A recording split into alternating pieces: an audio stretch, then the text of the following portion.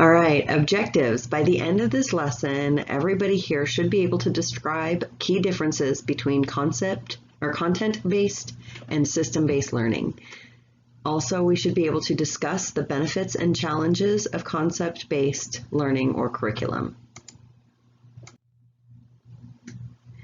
How does concept-based instruction relate to critical thinking? So critical thinking, there's these three interchangeable words that we use all the time that kind of mean the same thing but are kind of different related. So critical thinking is the cognitive process, the thought process of analyzing knowledge. Clinical reasoning is the cognitive and metacognitive process of taking that knowledge and analyzing it relative to a given situation, a clinical situation or a patient. And clinical judgment is the process that's demonstrated through action or behavior. So it's the judgment. Concept-based instruction. So we search, retrieve, critique, and synthesize information.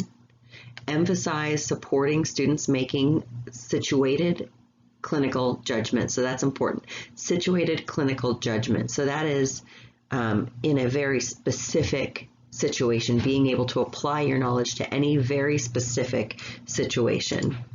It should eliminate redundant teaching, reinforce thinking processes.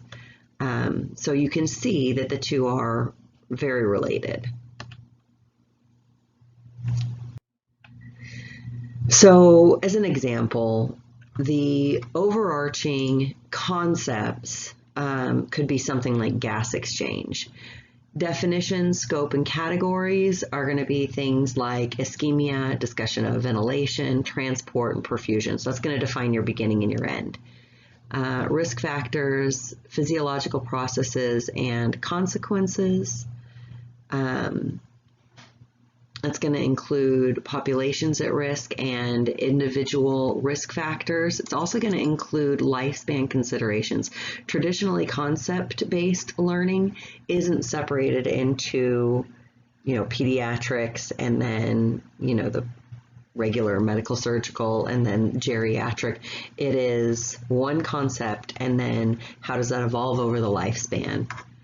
And assessment will be, history, exam, diagnostic procedures, clinical management, including primary, secondary, and collaborative, holistic, pharmacologic, and procedures, and then interrelated concepts, so acid-base balance, nutrition, circulation, and then exemplars. So for this example of gas exchange, exemplars would be like acute respiratory failure or tuberculosis or lung cancer or CF would be some examples of exemplars. And we'll talk more about what exactly an exemplar is.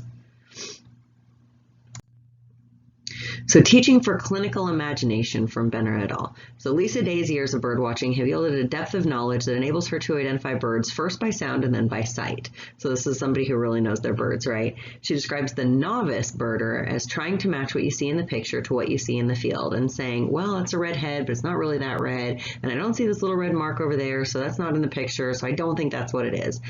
And this agonizing process of becoming the expert, the point where you see it and know what it is, no longer is identification a matter of adding up pieces, it's just what it is. So I feel like this really speaks to the importance of concept base, rather than taking all of these pieces of the current paradigm, which is based on the medical model of going system-based. So first we're going to learn about the heart and what the heart does, and then we're going to learn about the lungs and what the lungs do. So you should have already done that in patho. You should have done that to some degree in your pre-nursing courses, anatomy, physiology. But in nursing, you need to be pulling all of these ideas together and really focusing on the concepts. And I liked the Day pedagogical strategy of dialogue, questioning, and mining the student experience. All right, so what exactly is concept-based? So when you do topic-based, you'd be teaching, if this, this picture that we have here, if this was what we were learning about, you'd have to teach about an apple and a banana and a tomato. Would you hit all the fruits? If you were teaching transportation, you'd hit car, train, and bicycle. Now, concept-based, we're talking about fruit. So what makes a thing a fruit? We're not going to teach about every single fruit.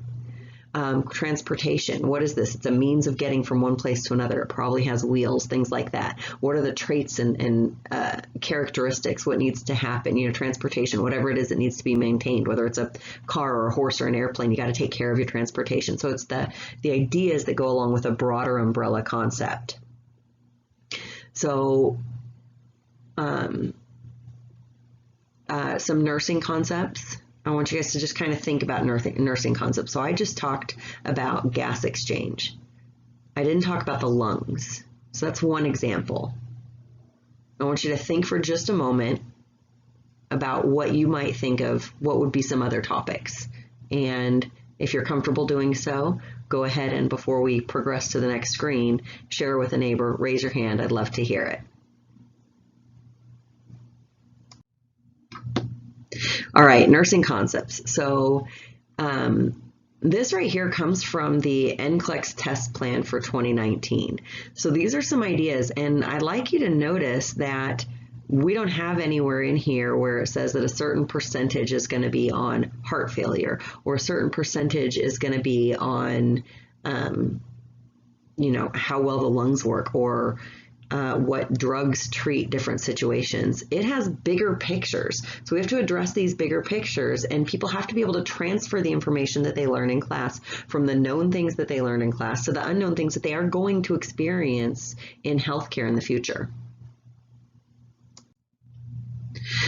All right, so one example of a technique for being more conceptual is obviously a concept map. So this is a representation of relationships between the different things that would be going on with an individual client. So it can cover all kinds of different topics, and there's no rule as to what can and can't be on it. But usually you're going to see things like you're going to see some definitions, you're going to see some assessment data, you're going to have some kind of plan. There are organ system focused ones, pathology focused ones, and if you were to do this in your classroom, you would have to define what your expectations are for your students. All right, so this is an example of a concept map. So you see that these arrows and these things are kind of showing up because it's really important that a concept map is not just like a brain sheet or just like a data sheet. You've got to show the ways that the connections connect to each other. And then it's best if there's these words that connect it. So you see past surgical history causes some kind of a risk factor. Gender impacts something with the genitourinary system, which then explains something going on with the labs. The musculoskeletal issue is caused by a physiological condition. So you got to be able to connect, make these connections. That's the most important part of the concept map. It's not the ability to just list information. Okay, that's something that by the time you are coming upon the end of your nursing education, filling this out, you should be able to fill it out from a chart as long as you know how to use that electronic medical record. You should be able to fill something like this out, no problem. That doesn't mean you have any idea what you're doing or what it means for your client. You've got to be able to make the connections. So this is a concept map that I made in nursing school, and I don't know if this is going to work. I'm going to try to see. So a case study can be a hypothetical or a real life situation. Students engage in a safe setting. So it's similar to a simulation. This is another technique, right? The case study. So you want to consider your timing. Do you want to have case studies before your content, or do you want to teach them the content and then use the case study to kind of evaluate or to add depth to what was taught? What are the expectations going to be? How much participation is expected of people? Is somebody going to be the RT? One of the other students, are they going to function as the RT, or are they going to just be observing? And then, of course, there should be some kind of a product.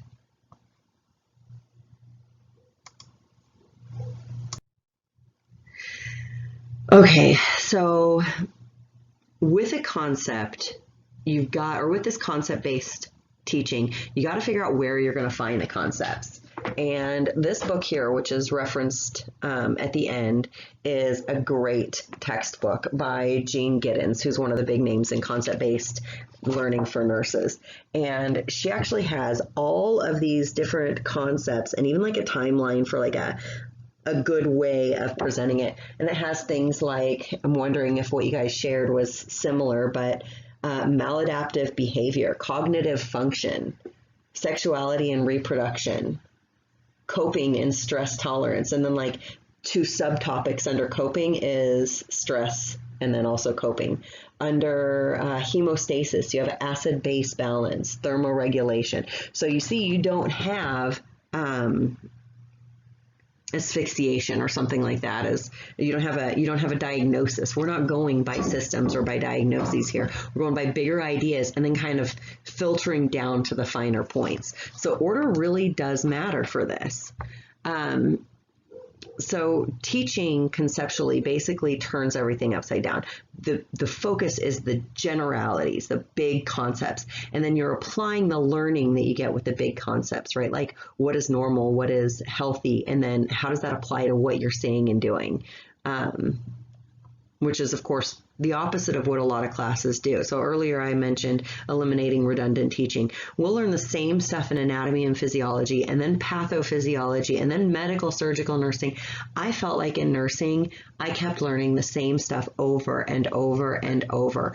And those things were great, you know, to know. They're definitely important, but it didn't necessarily make me any better of a critical thinker. It didn't make me more prepared for something that I wasn't familiar with. I was very familiar with the most common diagnoses, but when faced with something new, I hadn't been given a whole lot of skills on how to kind of switch gears and how I was going to apply that. So your exemplars, which would be things like any specific diagnosis, fracture. Okay, where do you get those exemplars? Now, a lot of the books have a list of exemplars, but in doing some research from year to year, there's specific places you can look. For example, Healthy People 2020 and NCSBN. Those are 2 kind of resources that could help kind of fine tune which exemplars do you really want to focus on with your case studies and your big picture projects. And this right here is obviously Healthy People 2020. You see you've got some topics right here. Once again, some of these are diagnoses, which is your exemplars, and you would take it and apply that to correct concepts. All right, so now class participation is required. So if you have not already done so, I need you to access this. It's just a Google Doc. You can do it on your phone using the QR code there. You can go to the classes discussion board, and under critical thinking and learning activity, the link will be there. Or if you really just want to type the whole thing out, it's written right there at the bottom of the page. So we have our evolving case study, and I don't know who's going to be my person that's going through this slideshow, but I would like for you to, this is the charge nurse, this chick wearing the blue, and you're calling and getting her report. So you're going to have to click on her to find out what she's got to say. And then if you have any questions, you can click on the question mark to find more information. So when you're going through these case studies, how can the instructor help? You're going to have to provide some given information. You have to provide resources. You can give hints and guide and facilitate, right? You can kind of push people in the direction of what you want people to be learning and experiencing. You know, why did she say this? Have you looked into that some more? I think you can click on these people as well. Interactive element. So if you can make it kind of like a simulation, that adds interest. It also makes it more real life. Each of these items that you see here can be clicked on to get a little bit more information about the case study that you can then put into your concept map that we have on the Google Doc.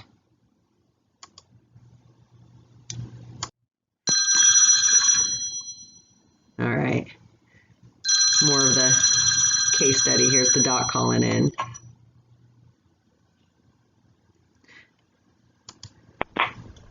Hello, nurse. This is Dr. Krishnan. They're all my voice, I by the heard way. you have my patient, Belinda George. Can you tell me how she's doing? All right, and there's all these things that you can click to find out more information. All right, you have to provide some kind of a tool. There's got to be something that they have that's kind of more concrete. Some ideas are a concept map that you have already created, like this one that we're doing right now on the Google Map or Google Doc, a recreation of a chart like the old school paper charts, some kind of a shift brain, something that can make this a little bit more concrete, particularly with newer learners, and it also creates a product for the experience. And this is an example of like an I&O sheet. All right, so the content just with any topic is going to be, you're going to have to evaluate it. So you're going to, whatever the content is, you can evaluate through normal means. You can have tests, project completion, examination. In my opinion, for these types of assignments that I've demonstrated, there's only one fair and appropriate way to grade it, and that's with a very specific analytical rubric. So here they've broken it down into sections that a concept map must have. So when you're developing your rubric, you need to consider your students. This would be a good one for a like first year nursing student because it has the categories. So once again, you're kind of almost like just filling in the chart. You're just finding the information and putting it in there because they haven't quite reached that higher order application level just yet. They're going to need a little bit more guidance with that. All right, so you don't want to recreate the wheel when you're making a rubric. There's 1,000,001 rubrics out there. Find one you like and tweak it to whatever works better for you. But again, I strongly advise analytical for clarity for the students. This one's a little bit different. So you have things like concepts and linkages, cross-links. So this one is for the, fourth year, last year, second year, however they break it down in the schools. I did 1 year, so I don't really know.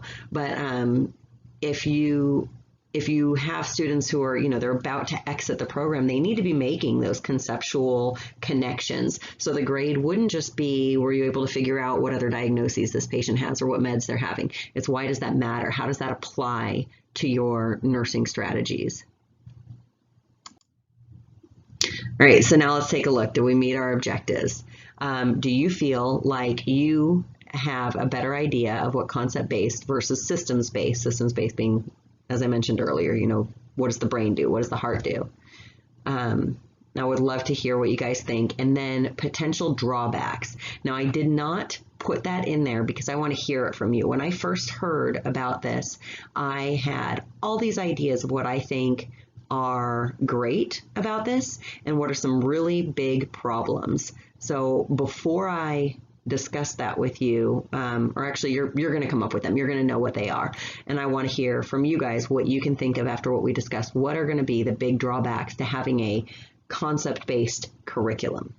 It's not just concept-based class, window of a day or whatever, or concept-based project, but the entire curriculum. Like I said, there's not maternal nursing. There's not geriatric nursing. There's not those breakouts anymore. It is, we're learning about gas exchange. How does that apply to a fetus, to a newborn, to a child, to an adult, to a pregnant woman, to a geriatric patient? The entire spectrum will be covered in that one topic. So what are some big drawbacks about having that continuum in a conceptual learning program? I'm going to stop at that point, and I should have FaceTimed you guys or be talking to you in some way. So I am very excited to hear your feedback.